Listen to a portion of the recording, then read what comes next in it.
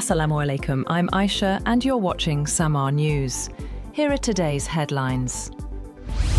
Security forces have killed 41 militants belonging to Fitna al-Khawarij and Fitna al-Hindustan in 2 intelligence-based operations in Balochistan. The army says 30 were killed near Harnai and 11 in Panjgur, with weapons, explosives and looted cash recovered during the raids. US President Donald Trump says he plans to engage in talks with Iran amid escalating tensions, while Washington moves additional warships toward Iranian waters. Trump told reporters, "I am planning on it. It would be great if we didn't have to use the deployed ships." Pentagon Chief Pete Hegseth confirmed the military is prepared to act on the president's orders. Iran stressed defense readiness over negotiations. Army Commander Amir Hamati announced 1,000 new strategic drones, and negotiator Kazem Garibabadi said Tehran's priority is full preparedness. Regional diplomacy continues, with Iranian Foreign Minister Abbas Araghchi set for talks in Turkiye, even as the US fleet, led by USS Abraham Lincoln, positions near Iranian waters. The United States and Russia are on the brink of a new nuclear arms race, barring a last-minute agreement to extend their final remaining arms control treaty. The New START treaty is due to expire on February 5th, leaving less than a week for Washington and Moscow to reach an 11th-hour deal. Without the treaty, there would be no limits on long-range nuclear arsenals for the first time since the Cold War, ending decades of arms control that began with landmark agreements signed in 1972 by the then US President Richard Nixon and Soviet leader Leonid Brezhnev. The Kremlin says US President Donald Trump has personally asked Russian President Vladimir Putin to pause attacks on Kyiv until 1st February to create a better environment for peace talks. Kremlin spokesman Dmitry Peskov gave no further comment, and Russia's response was not disclosed. Ukraine said it would reciprocate if its energy infrastructure is spared amid bitter cold weather.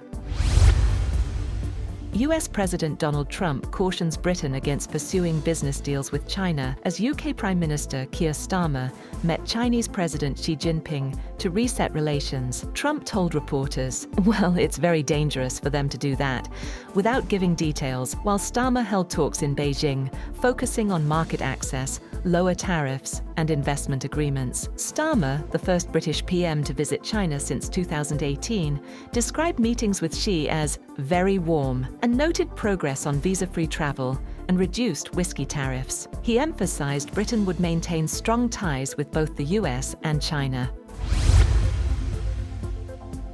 Donald Trump has chosen former Federal Reserve Governor Kevin Warsh to head the US Central Bank when Jerome Powell's leadership term ends in May, giving a frequent Fed critic a chance to put his idea of monetary policy regime change into practice, at a moment when the president has pushed for more control over the central bank. The Fed has long been seen as a stabilizing force in global financial markets, due in no small part to its perceived independence from politics.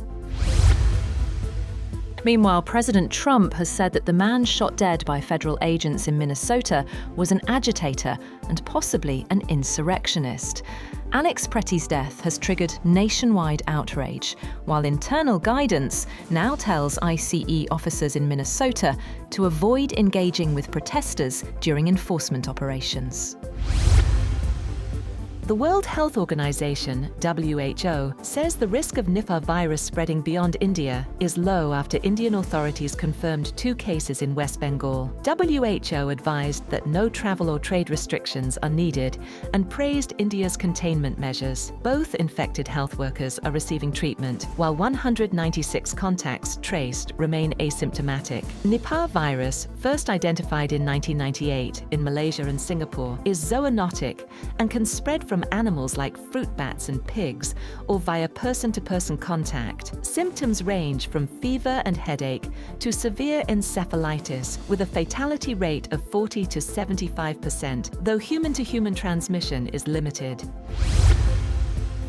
Canadian Prime Minister Mark Carney says he expects the US administration to respect Canada's sovereignty amid reports that US officials met with the Alberta Prosperity Project, a group pushing for a referendum on Alberta's independence. Carney added that President Trump had never raised the issue with him. The APP reportedly seeks another US meeting to request a $500 billion credit facility. Separately, President Trump has threatened a 50% tariff on all Canadian-made aircraft unless Canada immediately certifies US-built Gulfstream business jets. Trump has accused Ottawa of blocking Gulfstream approvals and said the US would decertify Canadian aircraft, including Bombardier models, until the issue is resolved.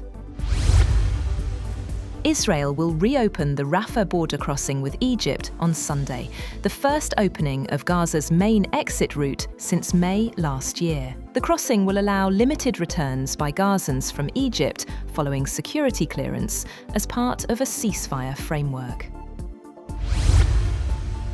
And gold prices slid more than 4% after rumours the Federal Reserve could take a more hawkish turn, triggering a sharp pullback from record highs. Despite the drop, gold is still heading for its strongest monthly gain since 1982, as investors seek safety amid ongoing geopolitical and economic uncertainty.